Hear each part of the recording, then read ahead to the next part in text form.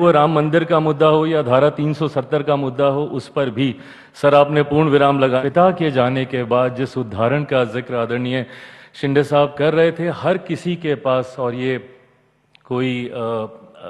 नई बात नहीं होगी जो मैं कह रहा हूँ, मेरे लिए बहुत गर्व की बात है सर कि मैं एक ऐसी कैबिनेट का हिस्सा हूँ, आपके साथ मुझे काम करने का मौका मिला जिनका नाम इतिहास में ही नहीं बल्कि इतिहास जिनके नाम ने पिछले 12 सालों में हमारी सीमाओं को आपने सुरक्षित रखा सर। भले वो एयर स्ट्राइक के माध्यम से हो, भले वो ऑपरेशन सिंदूर के माध्यम से हो, तो देश की बड़ी आबादी को कम से कम रोटी की चिंता ना हो। जो पैसे बचे उसकी प्रति 80 करोड़ लोगों को प्रधानमंत्री गरीब जन कल्याण अन्न योजना के माध्यम से राशन देने की बात हो या आयुष्मान के माध्यम से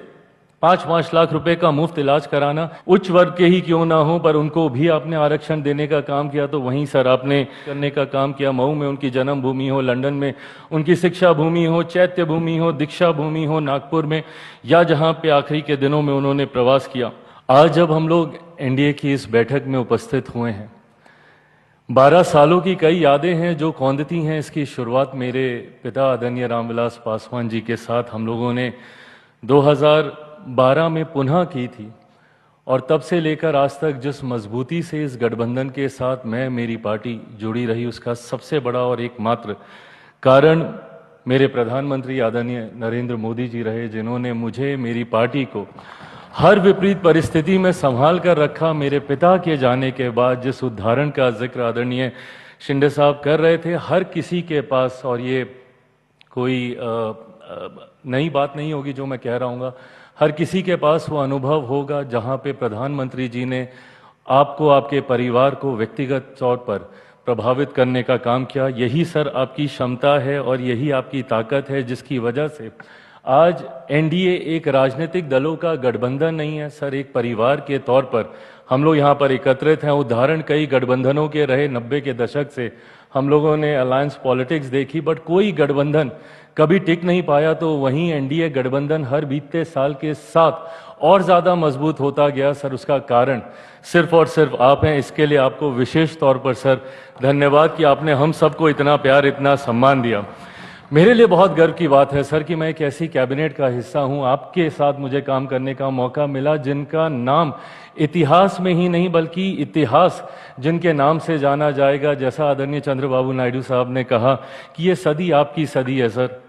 पिछले 25 साल से निरंतरता में हेड ऑफ द गवर्नमेंट के तौर पर आपका कार्यकाल, आज हम लोग जिस दिन यहाँ पर एकत्रित हुए हैं, आज देश के सबसे ज़्यादा लॉन्गेस्ट सर्विंग प्राइम मिनिस्टर के तौर पर सर, ये ख्याति सिर्फ आपकी ख्याति नहीं सर, करोड़ों उन लोगों की ये ख्याति है जिन्होंने आपके ऊपर निरंतरता में विश्वास किया। और यही कारण है सर कि आज जब आपके निर्णय देश की बड़ी आबादी को प्रभावित करते हैं तो लोगों का विश्वास आप पे बढ़ता है। आपने पिछले 12 सालों में हमारी सीमाओं को आपने सुरक्षित रखा सर, भले वो एयर स्ट्राइक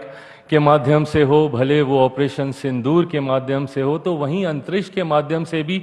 कैसे भविष्य के विकसित भारत की नींव को मजबूत किया जाए, चंद्रयान के माध्यम से हो, सूर्य के उस चांद के उस दौर पर पहुंचने वाला पहला यान भारत के द्वारा बनाया गया। ये तमाम उपलब्धियां सर पुनः हम सबके विश्वास को आपके प्रति और ज़्यादा मजबूत करने का काम करती हैं सर। एक तरफ जहां देश के इंफ्रास्ट्रक्चर को आपने मजबूती देने का काम किया, कनेक्टिविटी को आपने बढ़ाने का काम किया, बिजली पानी घर घर गांव-गांव तक पहुंचाने का काम किया, तो वहीं गरीब कल्याण योजनाओं के माध्यम से सर आपने ये भी सुनिश्चित किया कि देश की बड़ी आबादी को कम से कम रोटी की चिंता ना हो। जो पैसे बचे उसकी प्रति आय में वो जुड़ें, उसकी प्रति व्यक्ति आय में इजाफा हो। 80 करोड़ लोगों को प्रधानमंत्री गरीब जन कल्याण अन्न योजना के माध्यम से राशन देने की बात हो या आयुष्मान के माध्यम से 5-5 लाख रुपए का मुफ्त इलाज कराना, यही परिणाम है सर कि आज देश की एक बड़ी आबादी 25 करोड़ लोग मुख्य धारा के साथ जुड़े, गरीबी रेखा से बाहर निकले। आधी आबादी को सिर्फ सम्मान देने की आपने बात ही नहीं की सर, महिलाओं की छोटी छोटी चीज़ों को आपने ध्यान में रखा, उनके सम्मान की चिंता करके जहां शौचालय बनाए तो वहीं उनके स्वास्थ्य की चिंता कर कर आपने उज्ज्वला के माध्यम से उनको आगे बढ़ाने का काम किया। विमेन लेड डेवलपमेंट की आपने बात ही नहीं की, उनको केंद्र में लाने के लिए, सत्ता का हिस्सा बनाने के लिए नारी शक्ति अधिनियम आप लेकर आए सर। हर वर्ग का सर आपने ध्यान रखा, जहां एक तरफ गरीब उच्च वर्ग के ही क्यों ना हो, पर उनको भी आपने आरक्षण देने का काम किया। तो वहीं सर आपने मंडल कमीशन को संवैधानिक दर्जा देकर पिछड़े वर्ग से आने वाले लोगों को भी सशक्त करने का काम किया। वहीं अनुसूचित जाति से आने वाले लोगों को सम्मान देने के लिए बाबा साहेब के जितनी भी जगहें थी उनको पंचतीर्थ के तौर पर सर आपने विकसित करने का काम किया। मऊ में उनकी जन्म भूमि हो, लंदन में उनकी शिक्षा भूमि हो, चैत्य भूमि हो, दीक्षा भूमि हो, नागपुर में, या जहां पे आखिरी के दिनों में उन्होंने प्रवास किया।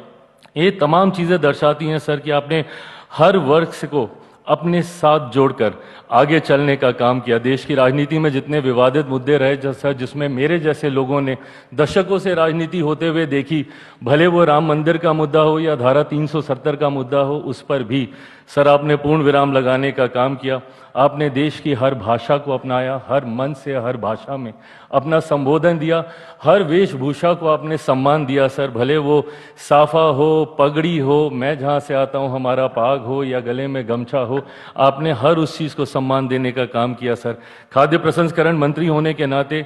हर व्यंजन को जब आपने राष्ट्रीय अंतर्राष्ट्रीय स्तर पर पहुंचाने का काम किया तो उसने मेरे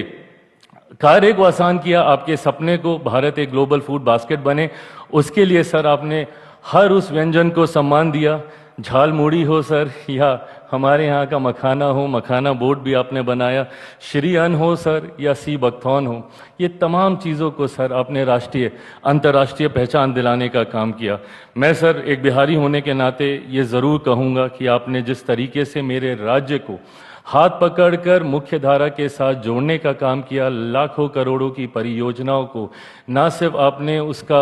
शिलान्यास किया बल्कि आपने उसका उद्घाटन भी करने का काम किया। आज मेरा बिहार धीरे धीरे मुख्य धारा के साथ जोड़ रहा है, उसका कारण आप हैं सर। एक बार फिर से मैं अपनी तरफ से, अपनी पार्टी लोक जनशक्ति पार्टी रामविलास की तरफ से आपके द्वारा किए गए देश समर्पित हर एक कार्य को नमन करता हूं, और इस बात को शायद मैं